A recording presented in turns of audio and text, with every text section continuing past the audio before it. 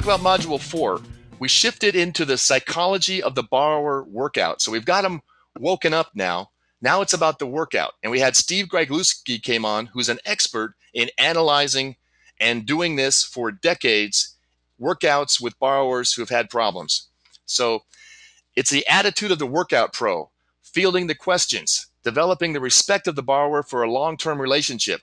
I talk about this a lot, where if you delegate this to a servicer a lot of times, and they haven't really developed a relationship with these people of mutual respect, I think the terms of your note might be a little shaky sometimes.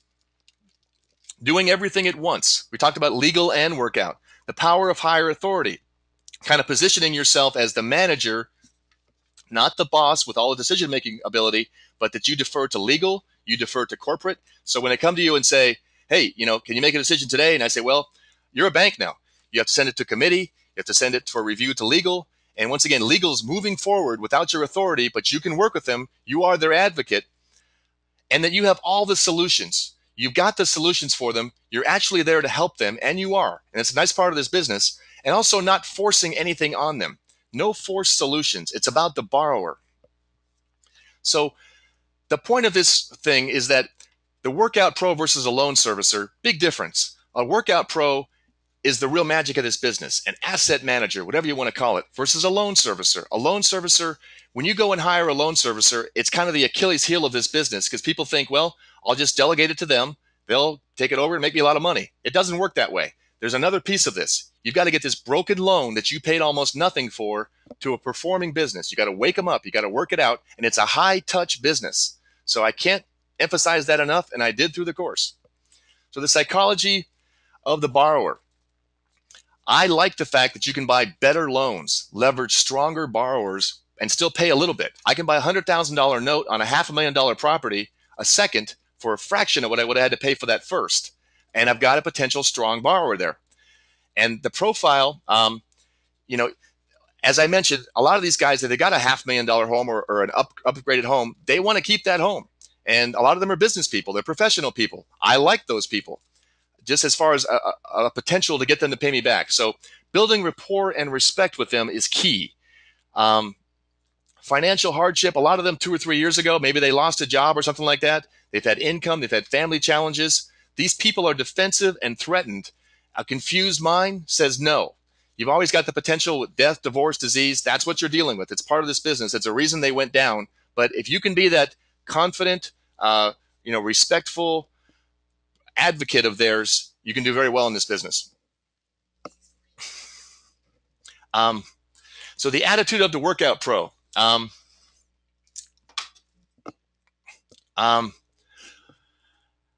Professional, respectful, informative, offers guidance, options, and direction. Earns and demands their respect. Empathetic, and excellent listener. I've got a whole slide here on that. These are some of the objectives that we went over and how to overcome them. Who are you, and prove it.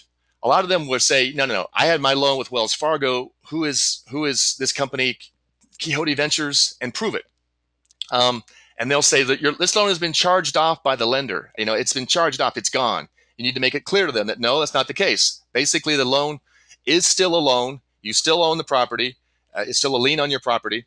They'll say, I'm paying my first mortgage. Okay, you need to pay your second mortgage because we can and will foreclose. They say, no, you can't do that. A lot of lenders who do seconds don't foreclose from second position. We don't have that same policy. Or they say, there's no equity in my home. We talked about the emotional equity before, but these are the kind of objections that you're going to be getting in this business. This is a key part of this whole workout process. It's about listening. And if you just have these 3 questions, tell me what happened, and then shut up and listen. Tell me what is happening now. Listen. Tell me what you would like to do. Listen. That is it right there. If you would just take those 3 questions in your first call, which you might be a little nervous about when you're calling your first borrower, if you just wrote that down, that's what you want. You don't want to go right to the numbers. You don't want to start talking this and that solutions. You want to build a rapport. So open-ended questions, listen. Supportive responses, listen. You want to make them confident of the fact that you have all the solutions for them. A refinance, which isn't happening that much these days. A payment plan, which happens a lot. A discounted payoff, where they can actually pay a lower amount and feel like they're getting a deal too. Friends and family plan, where an uncle or another family member, they might have some money where they could fix this problem. A pension, a 401k, a loan advance. They can actually go to their pension plan or 401k with a letter from you saying that, yes, the home is in jeopardy. They need to pull some money out of that, get the money that way. If none of those other solutions are in the cards, a sales and relocation assistance. You'll see a lot of times when people are being a little bit defensive or not really working with you, and you offer that solution and they get real quiet for a minute, but they realize what you're talking about. But also sometimes, they really can't afford the house. So you are the solutions, for them. On these notes, I put it this way. I say, time is not your friend. Do everything at once. Don't delay. Make the phone contact. Do the door knocking. Do the monthly done letters. Do the shock and awe. Notice of default. Notice of sale. Deed in lieu. Foreclosure. Do everything. I just don't be stalled. Don't be, a lot of these borrowers some of them are pros, frankly, at stalling you. So they'll say, well, if I can just get this, would you stall the foreclosure? You say, well, legal won't let me do that, but, get me information. I'll work with you. But do it all at once is my point. That's the biggest lesson I can tell everybody. I was talking to one of the students this last week, and I just said, be relentless. Just keep going. Assume that no one's going to follow up. The people that you're working with, the legal people, the servicer people, do it, get on it. If you get on it like that, and we're going to see an example from one of our students later tonight, in his examples, he's on it, and that's what it takes.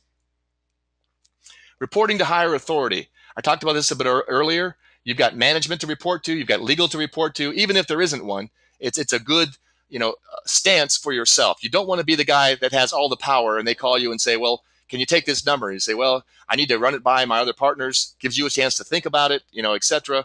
So you got your financial loan committees, financial partners. You are the bank now. Think that way. Act like a bank, as my one friend says. Arrearages. This is the biggest rookie mistake. You forget that these loans that haven't paid for 3 years, it isn't like an empty house with a tenant that hasn't paid you. Good luck getting that money. These monies accrue. The late fees, the interest, the charges. Get the arrearages. You can go to them and say, here's the deal. We've got a $100,000 workout for you, but oh, by the way, you've also got $6,000 in arrearages that we need to bring current, either in cash, create another note, but always get the arrearages. A lot of people miss that when they get started. So understand what's owed, discuss it early and often. Developing borrower respect. I talked about this a bit earlier. It's a relationship development, and that's going to make the quality of your reperformer that much better. So I always do it by making mutual commitments. I tell them, if this was important to you, by Friday, can we get the information back? Yes. So I can assume that by Friday at noon, if you haven't got it back to me, you're no longer working with me. Is that correct? Yes. So make commitments, and you keep yours, they keep theirs, build the relationships. It's about the borrower. Don't force your solution on them. This is a key point because you're going to get good at this pretty quick, and you're going to pretty much know with a lot of borrowers that one, they can't afford their house, or two, you think they should go here. But don't do that to them. Don't start throwing numbers at them. As my one partner put it, he says, take them by the hand, walk them down the path. They sit down, you sit down. Don't force it on them. They'll come to the conclusion, solution themselves. You're their advocate. Build a relationship with them. Let's talk about a couple more deals for Module 4. Let me see here. The fair market value of the house, this was a discounted payoff, and this happens sometimes, was $675,000. There was a first for $555,000, and I bought a little second there for $27,000.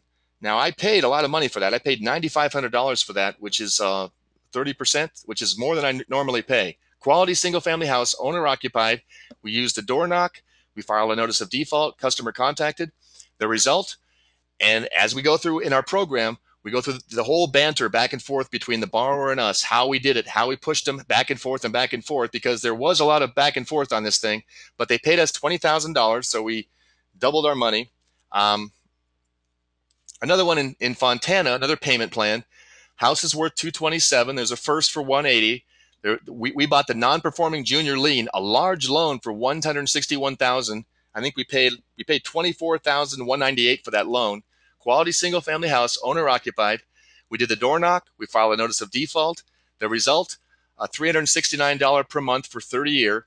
We did reduce our principal down to $100,000. I normally recommend not doing that, but in this case we did. But once again, a solid reperformer.